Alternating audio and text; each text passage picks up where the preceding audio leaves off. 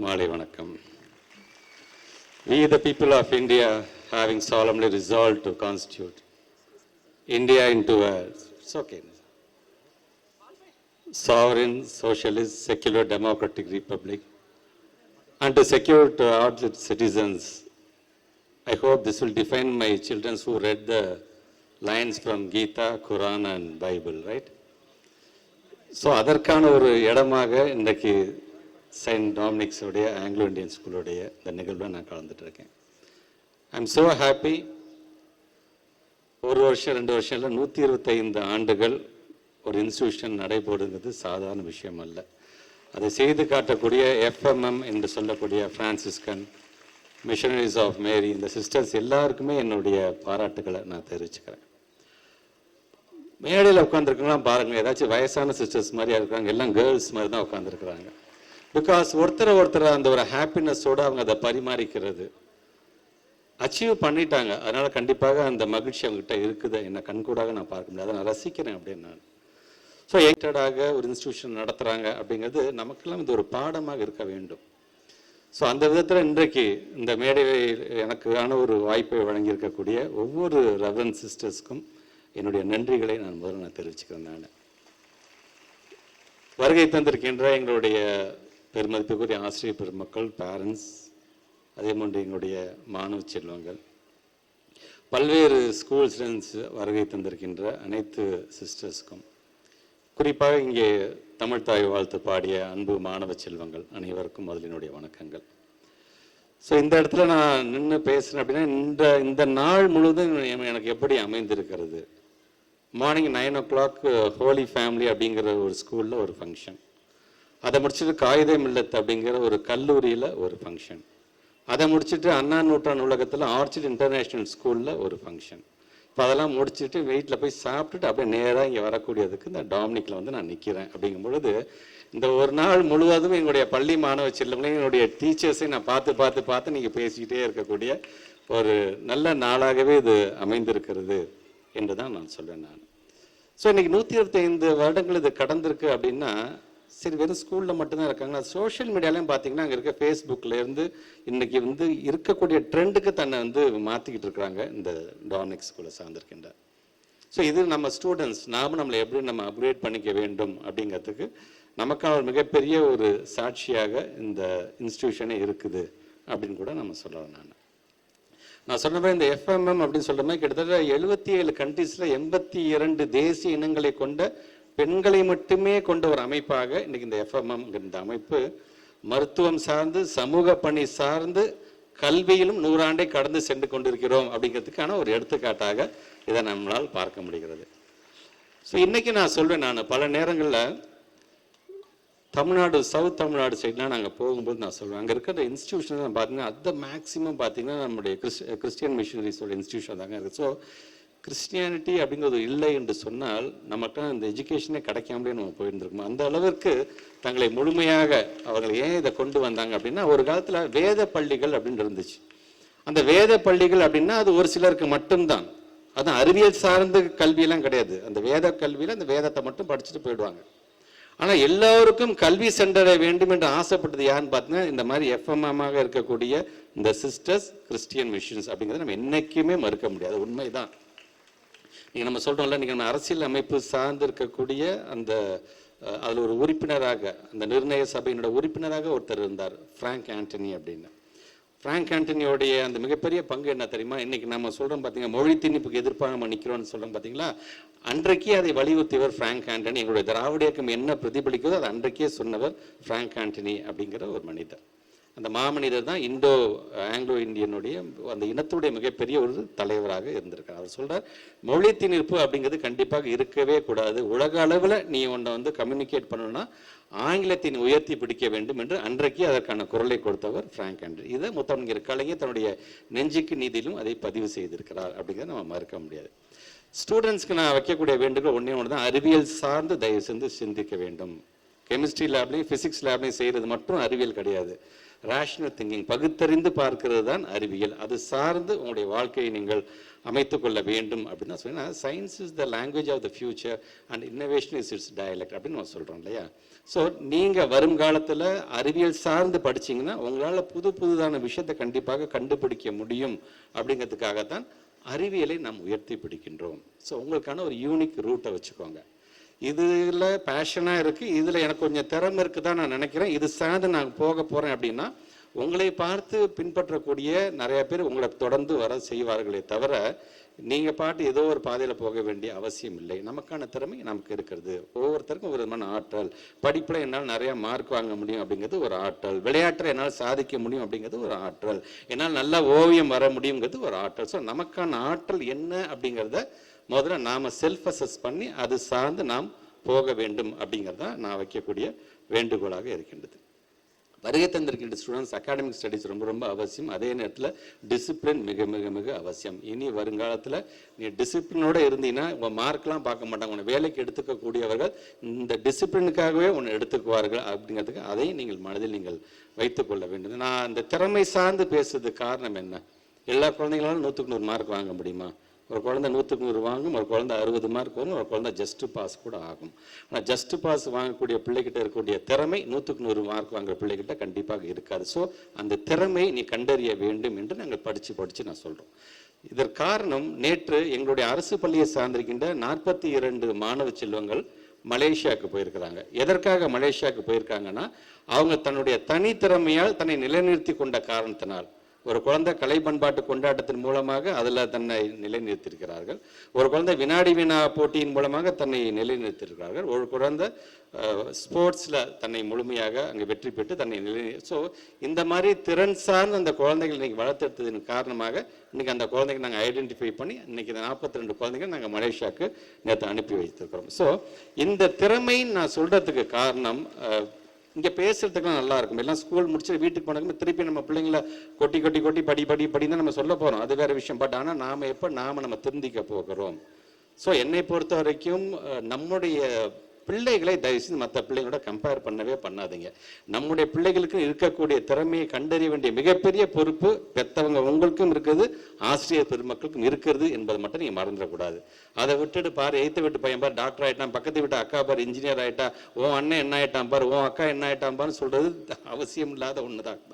அந்த குழந்தைங்களுக்கு ஒரு திறமை இருக்கு. நீங்கள் சொன்னீங்கன்னா அந்த குழந்தை தன்னுடைய திறமையை அப்படியே சப்ரஸ் பண்ணி வச்சுருவாங்க. சரி இது வேணாம், நானும் இன்ஜினியர் தான் ஆகணும் போயிருக்கு, அப்போ தான் எங்கள் அம்மா என்னை பாராட்டுவாங்க போயிருக்கு, நானும் டாக்டரானா தான் எனக்கு அப்ரிசியேஷன் கிடைக்கும் போயிருக்குன்னு தன்னுடைய குழந்தை தன்னுடைய திறமையை தனக்குள்ளாரவே அடக்கி வைத்துக் கொள்கின்ற ஒரு நிலைக்கு அவர்கள் ஆளாகி விடுவார். ஸோ அது நமக்கு தேவையில்லை. இன்னைக்கு இருக்கக்கூடிய இந்த போட்டி நிறைந்த உலகத்தில் என் பையனுக்கு இந்த சப்ஜெக்டில் கொஞ்சம் வீக்கு தான், ஆனால் என் பையன் மாதிரி யாராலும் வரைய முடியாது, என் பொண்ணு கொஞ்சம் இந்த சப்ஜெக்டில் வீக் தான், ஆனால் என் பொண்ணு மாதிரி அழகான கவிதை பாட யாராலையும் முடியாது அப்படின்னு நீங்கள் முதல்ல பெருமை பேசுங்க. ஏன்னா நம்ம பிள்ளைங்கிறது நமக்கான சொத்து செல்வம் எல்லாமே அதுதானே. நாம் நீங்கள் இந்த இடத்துக்கு வந்துட்டோம். ஆனால் நம்ம பிள்ளைகளை வளர்த்தெடுக்க வேண்டிய மிகப்பெரிய கடமை பொறுப்பு வருகை தந்திருக்கின்ற பெற்றவங்க அவங்க ஒவ்வொருக்கும் தானே இருக்கின்றது. ஸோ அதையும் நீங்கள் மனதில் வைத்துக் கொள்ள வேண்டும்.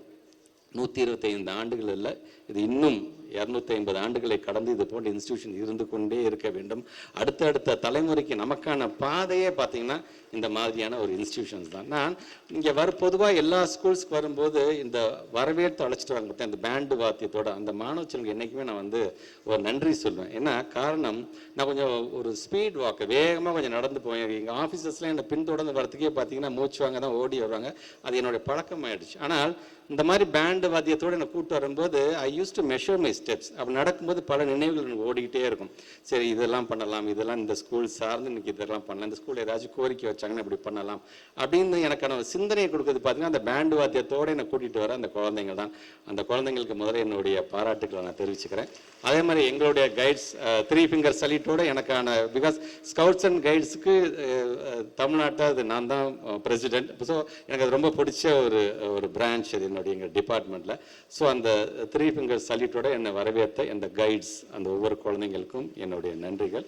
ஸோ வருகை தந்திருக்கின்ற நம்ம குழந்தைங்களுக்கு ப்ரெஷர் கொடுத்து படிக்க வைக்க போகிறோமா, இல்லை அவங்களோட பேஷனேட்டை நோக்கி நாமும் அவங்களோட சேர்ந்து அவங்களை ஊக்கப்படுத்த போகிறோமா அப்படிங்கிறத முடிவு செய்யக்கூடிய ஒரு நிகழ்வாகவும் இந்த நிகழ்வு அமைந்திட வேண்டும் என்று சொல்லி வருகை தந்திருக்கின்ற உங்கள் அனைவருக்கும் மீண்டும் ஒரு முறை என்னுடைய வாழ்த்துக்களையும் பாராட்டுகளையும் தெரிவித்து இந்த அளவில் உரை நிறைவு செய்கிறேன். நன்றி, வணக்கம்.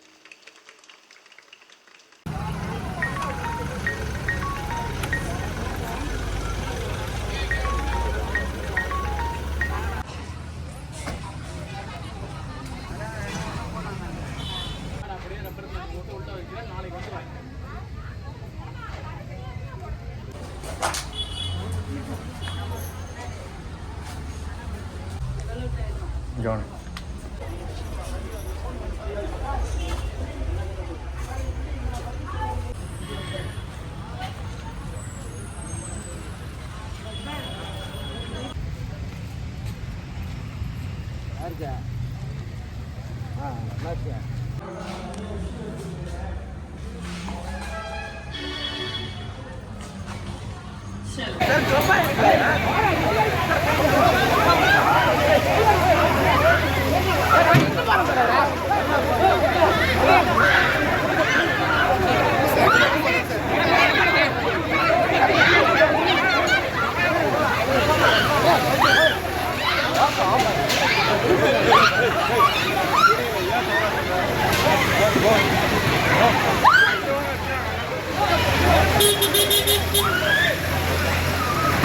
நம்ம டீம் அங்க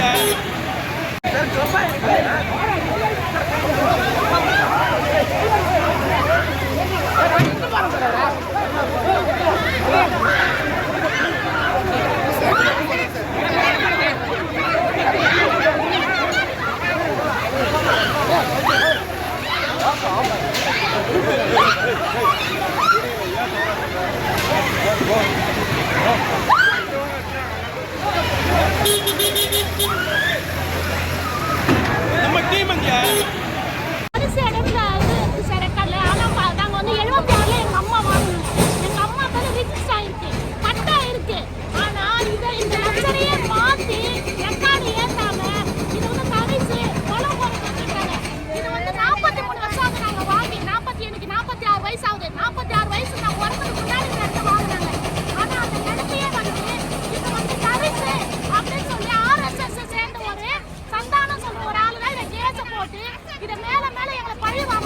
எத்தனை வீடு? உங்க வீடு மட்டும் போட்டிருக்காரா எப்படிமா?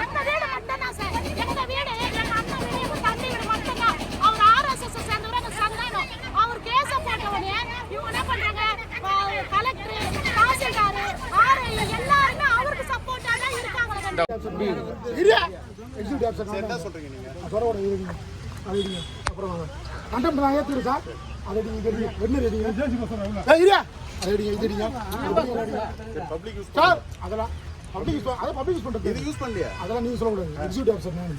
சரி ஐயோ நான் புரியுது. சரி என்னன்னு சொல்லுங்க.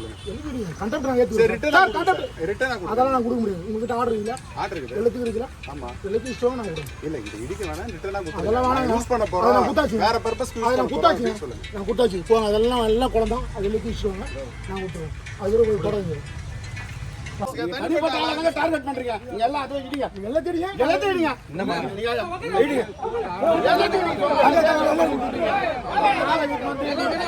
அதிகாரி மேலே பயன்படுது. அதிகாரி மேலே வேலை செய்யுங்க. அதிகாரி மேலே வேலை செய்யுங்க. அதிகாரி மேலே வேலை செய்யுங்க. எல்லாத்துக்கும் டைம் இல்ல இல்ல நீங்க அதிகாரி போடா அப்படியே போடா. வீடியோ இடிக்கலாம்டா. வீடியோ ஆதரிங்க.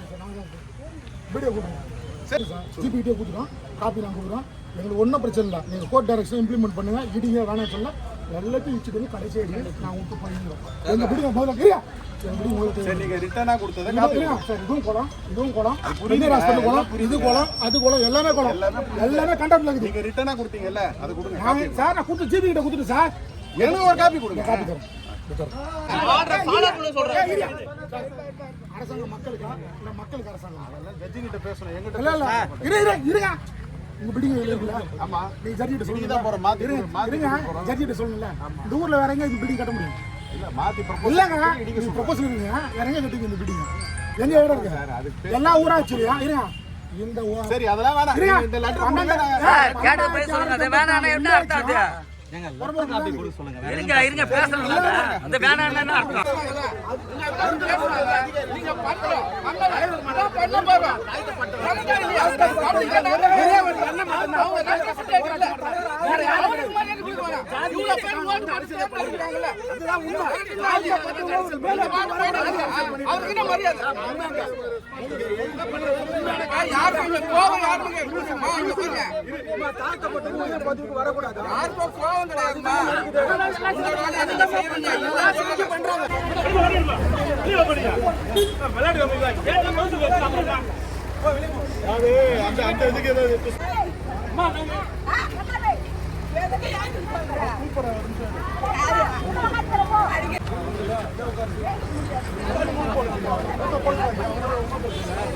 அங்கே இருக்காங்க, அங்கே கூட்டு வந்ததே எங்களுக்கு